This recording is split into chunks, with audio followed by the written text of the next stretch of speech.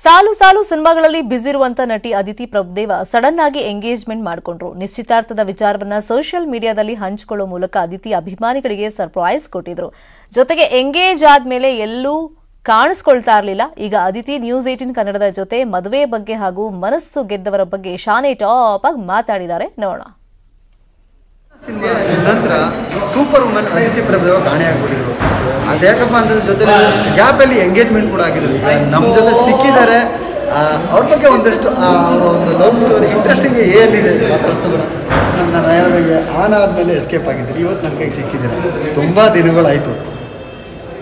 ಎಲ್ಲೋಗಿದ್ರಿ, ಹೇಗಿದೆ ಹೊಸ ಶೂಟಿಂಗ್ ಇದೆ ಸತೀಶ್ ಸರ್, ಏನು ಹೇಳ್ತಿದ್ದೀರಾ? ಎವ್ರಿ ಡೇ ಶೂಟಿಂಗ್ ಬಂತು, ದಿನ ಶೂಟಿಂಗ್ ಮಾಡ್ತಾ ಇದ್ದೀನಿ ಅಷ್ಟೇ.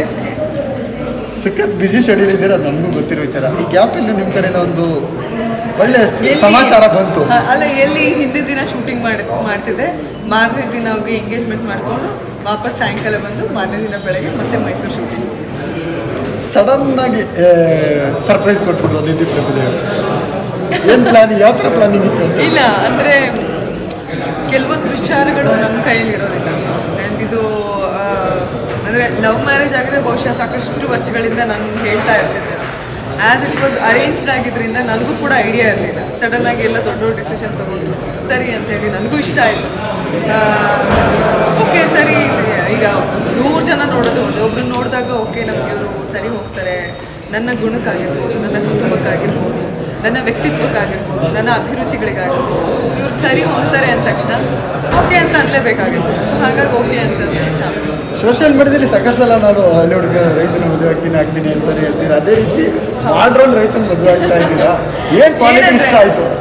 ಮಾಡರ್ನ್ ರೈತ ಅನ್ನೋದಕ್ಕಿಂತ ಹೆಚ್ಚಾಗಿ ಈಗಿನ ಸಾಕಷ್ಟು ಯುವಜನತೆಯಲ್ಲಿ ನಾನು ಬೆಂಗಳೂರು ಬಿಟ್ಟು ಬೇರೆ ಊರಿಗೆ ಹೋಗಿ ಮರಗಳ ಜೊತೆಗೆ ಜೀವಿಸ್ತೀನಿ ಅನ್ನೋ ಮಾತೇ ಬರಲ್ಲ. ಅಂಥದ್ರಲ್ಲಿ ನಾನು ಇಷ್ಟಪಟ್ಟಿರೋ ಹುಡುಗ, ನಾನು ಎಂಗೇಜ್ಮೆಂಟ್ ಆಗಿರೋ ಹುಡುಗ, ಅವ್ರದ್ದು ಆ ಥರದ್ದೊಂದು ಕನಸಿದೆ. ಆ ಥರ ಜೀವನ ಮಾಡಬೇಕು ಅನ್ನೋ ಒಂದು ಮನಸ್ಸಿದೆ. ಸೊ ನನಗೆ ಸಾಕಷ್ಟು ಸರಿಯಾಗಿ ಹೊಂದುತ್ತಾರೆ ಅಂತ ಅನಿಸ್ತದೆ. ಆ್ಯಂಡ್ ಭೂಮಿ ಜೊತೆ ಒಂದು ಸಂಬಂಧ ಅಂತ ಅಂದರೆ ಅದು ನಾವು ಭತ್ತ ಬೆಳೆದ್ರು ಅಷ್ಟೇ, ಅಡುಗೆ ಬೆಳೆದ್ರು ಅಷ್ಟೇ, ಕಾಫಿ ಬೆಳೆದ್ರು ಅಷ್ಟೇ, ಭೂಮಿ ಜೊತೆಗಿನ ಒಂದು ಸಂಬಂಧ ಅಷ್ಟೇ. ಸೊ ಅವ್ರಿಗೂ ಒಂದು ಸಂಬಂಧ ಇದೆ, ನನಗೂ ಒಂದು ಅತ್ಯಂತ ಪ್ರೀತಿಯಾದಂತಹ ಸಂಬಂಧ ಇದೆ ಭೂಮಿ ತಾಯಿ ಜೊತೆಗೆ. ಮುಂದಿನ ದಿನಗಳಲ್ಲಿ ಆದಷ್ಟು ಬೇಗ ಹೆಚ್ಚಿನ ಮಟ್ಟದಲ್ಲಿ ಆ ಥರ ಕೆಲಸಗಳನ್ನು ಮಾಡ್ತಿದ್ದಾರೆ.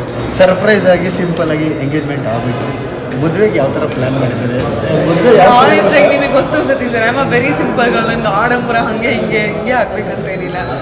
ಮನೆಯವರು ಮನಸ್ಸಿಂದ ದೇವ್ರ ಮುಂದೆ ಒಬ್ರಿಗೊಬ್ರು ಪ್ರಮಾಣ ಮಾಡಿ ಎಂಗೇಜ್ಮೆಂಟ್ ಏನಾಯಿತು ಅಷ್ಟೇ ಆಯಿತು. ಮದುವೆಗೆ ಬಹುಶಃ ನಿಮ್ಮೆಲ್ಲರೂ ಕರೀಲೇಬೇಕು, ಇಲ್ಲಾಂದರೆ ಹುಡ್ಕೊಂಬಂದು ಹೊಡಿತೀರಾ. ಅದಕ್ಕೋಸ್ಕರ ಆದರೂ ಮದುವೆ ಎಲ್ಲಾದರೂ ಪ್ಲ್ಯಾನ್ ಮಾಡ್ತೀವಿ. ಬಟ್ ಇನ್ನೂ ಅದ್ರ ಬಗ್ಗೆ ಏನೂ ಯೋಚನೆ ಇಲ್ಲ. ಯಾಕಂದರೆ ಸಾಕಷ್ಟು ಸಿನಿಮಾಗಳಿದೆ, ನಾನು ನಂಬಿ ಸಾಕಷ್ಟು ಜನ ಕಥೆಗಳನ್ನು ಬರ್ಕೊಂಡಿದ್ದಾರೆ. ಸೊ ಅದನ್ನೆಲ್ಲ ಫಸ್ಟ್ ಮುಗಿಸ್ತೀನಿ, ಮಾಡ್ತೀನಿ, ಟೈಮ್ ಇದೆ. ಬಟ್ ನಾನೇನಂದರೆ ಯಾವುದೇ ಒಂದು ಸಂಬಂಧವನ್ನು ಮುಚ್ಚಿಟ್ಕೊಂಡು ಹಾಗೆ ಹಿಂಗೆ ಓಡಾಡೋದಕ್ಕಿಂತ ನಾನು ಇಲ್ಲಿ ತನಕ ಯಾವುದೇ ರೀತಿಯಾದ ಗಾಸಿಪ್ ಇಲ್ಲದೆ ಒಂದು ಮನೆ ಮಗಳು ಅಂತ ಹೇಳಿ ನನ್ನನ್ನು ಬೆಳೆಸ್ತಾ ಬಂದಿದ್ದಾರೆ, ಪ್ರೀತಿಸ್ತಾ ಬಂದಿದ್ದಾರೆ. ಸೊ ನನಗೆ ಅದನ್ನೇ ಮುಂದುವರಿಸಬೇಕು ಅಂತ ಆಸೆ ಇತ್ತು ಅಷ್ಟೇ. ನಾಳೆ ದಿನ ಯಾವುದೇ ಒಂದು ಸಂಬಂಧ ಅದಕ್ಕೆ ತಪ್ಪರ್ಥ ಸಿಗದೆ ಒಂದು ಒಳ್ಳೆಯ ರೀತಿಯಾಗಿ ಬೆಂಬಲಿತವಾಗಲಿ ಅನ್ನೋದು ನನ್ನ ಮನಸ್ಸಾಗಿತ್ತು. ಸೊ ಆ ನಿಟ್ಟಿನಲ್ಲಿ ನಾನು ಎಲ್ಲರ ಹತ್ರ ಹೇಳ್ಕೊಂಡೆ ನನ್ನ ಖುಷಿನ ಅಷ್ಟೇ. ಕೊನೆಯದಾಗಿ ಮದುವೆ ಆದಮೇಲೆ ಅದಿತಿಯವರು ಬಣ್ಣದ ಲೋಕದಲ್ಲಿ ಇರ್ತಾರಾ, ಇಲ್ಲ ರೈತನ ಜೊತೆ ಒಂದು ವ್ಯವಸಾಯ ಮಾಡ್ತಾರಾ? ಎರಡೂ ಮಾಡ್ತೀನಿ. ಅದು ಎಷ್ಟೋ ಜನ ನಮಗಿದ್ದಾರೆ, ವ್ಯವಸಾಯ ಮಾಡ್ತಾ ಅವ್ರಿಗೆ ಸಿಕ್ಕಂಥ ಒಳ್ಳೆ ಪಾತ್ರಗಳನ್ನು ಮಾಡ್ತಾ ಸಾಕಷ್ಟು ಜನ ಇದ್ದಾರೆ.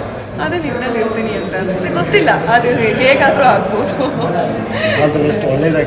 Thank you Satish sir, thank you. ಇದಿಷ್ಟು ಅದಿತಿ ಪ್ರಭುದೇವರ ಮಾತುಗಳಾಗಿತ್ತು. Sign out Satish, news 18 Kannada, Bengaluru.